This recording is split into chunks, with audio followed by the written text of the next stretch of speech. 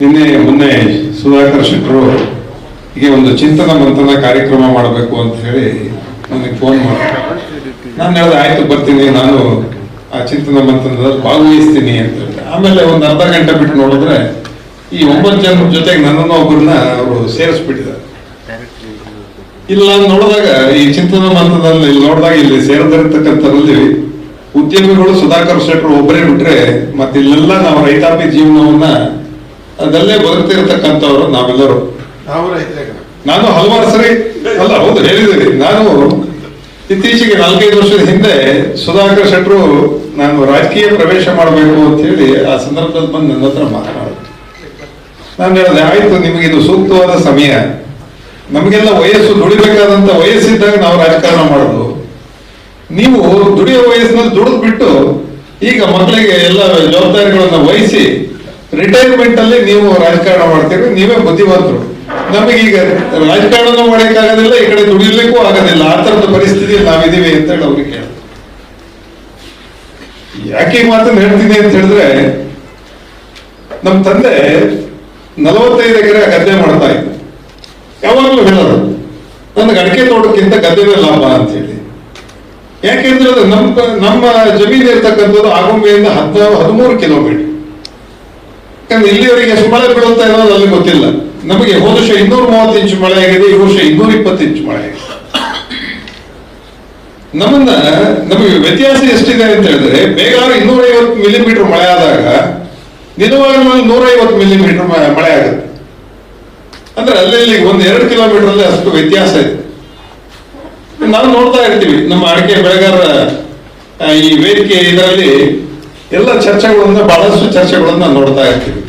ಆ ಚರ್ಚೆಗಳಲ್ಲಿ ಬಹಳಷ್ಟು ನಮಗೆ ಬೇಕಾದಂತ ಚರ್ಚೆಗಳು ಆಗ್ತಾ ಇರ್ತವೆ. ಮಧ್ಯದಲ್ಲಿ ರಾಜಕೀಯ ಸಾಗುವಳಿ ಚೀಟಿ ನೀಡಿ ಅವಕ್ಕೆ ಪಾಣಿ ಆಗದೆ ಇರತಕ್ಕಂಥದ್ದು. ಹರಿಹರಪುರ ಹೋಬಳಿ 47, ಕಸ್ಬದಲ್ಲಿ 104, ಮೇಗುಂದದಲ್ಲಿ 105, ಒಟ್ಟು 256.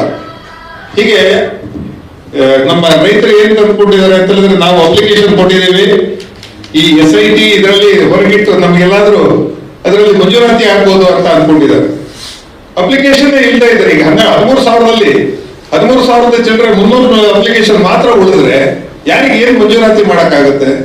ನಾವು ಹಾಗಾಗಿ 2 ವರ್ಷದ ಹಿಂದೆ ಒಂದು ಎರಡು ಮೀಟಿಂಗ್ ಮಾಡಿದ್ವು. ಮೀಟಿಂಗ್ ಮಾಡಿ ಜಿಲ್ಲಾಧಿಕಾರಿಗಳಿಗೆ ಒಂದು ರೆಸಲ್ಯೂಷನ್ ಮಾಡಿ ಕಳಿಸಿ 50-50 ಫಸ್ಟ್ ಮೀಟಿಂಗ್ ಆಗಿದೆ, ಸೆಕೆಂಡ್ ಮೀಟಿಂಗ್ ಆಗಿದೆ. ಈ ಉಳಿದಂತ ಹೊಸ ಅಪ್ಲಿಕೇಶನ್ಗಳನ್ನ ನಾವು ಆ್ಯಪ್ಗೆ ಅಪ್ಲೋಡ್ ಮಾಡಬಹುದು.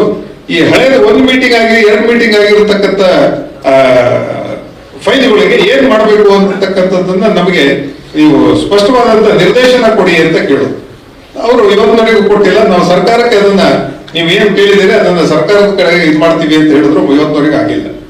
ಹಾಗಾಗಿ ನಾವು ಇವತ್ತು ಒಟ್ಟು ಟೋಟಲ್ 2 ವರ್ಷದಲ್ಲಿ 2 ಅಪ್ಲಿಕೇಶನ್ ಮಾತ್ರ ಫಾರೆಸ್ಟ್ ಒಪಿನಿಯನ್ ಕೊಟ್ಟಿದ್ದಾರೆ. ಇನ್ನು 121 ಅಪ್ಲಿಕೇಶನ್ಗಳು ಏನು ಈ ಆಪ್ ಅಲ್ಲಿ ಮಾಡಿರ್ತಕ್ಕಂಥ ಅಪ್ಲಿಕೇಶನ್ಗಳು ಇನ್ನೂ ಜಂಟಿ ಸರ್ವೆ ಆಗಿ ಅದು ಬಂದಿಲ್ಲ ಇನ್ನು ನಮಗೆ ಫಾರೆಸ್ಟ್ ಇಂದ.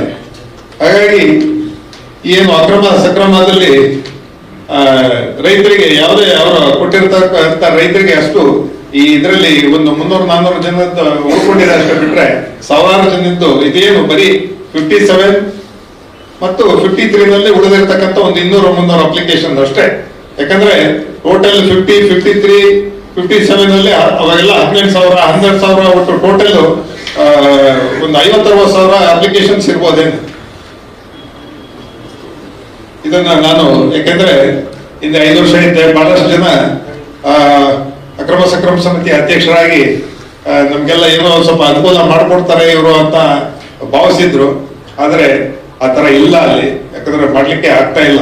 ಯಾಕಂದ್ರೆ ಫಾರೆಸ್ಟ್ ಯಾವುದಕ್ಕೂ ಫಾರೆಸ್ಟ್ ಒಪಿನಿಯನ್ ಕೊಡ್ತಾ ಇಲ್ಲ. ಆಮೇಲೆ ಈ ಪಕ್ಕಾಪೋಡಿ ಏನಾಗಿದೆ ಮಾಡ್ಬೇಕು ಅಂತಿದ್ದಾರಲ್ಲ, ಅದಕ್ಕೂ ಕೂಡ ಹಿಂದೆ ಯಾವ್ದು ಫಾರೆಸ್ಟ್ ಒಪಿನಿಯನ್ ಇಲ್ಲ, ಅವು ಯಾವುದಕ್ಕೂ ಪಕ್ಕಾಪೋಡಿ ಕೂಡ ಆಗ್ತಾ ಇಲ್ಲ. ಮತ್ತೆ ಹಲವಾರು ರೀತಿಯ ಸಮಸ್ಯೆಗಳಿದಾವೆ.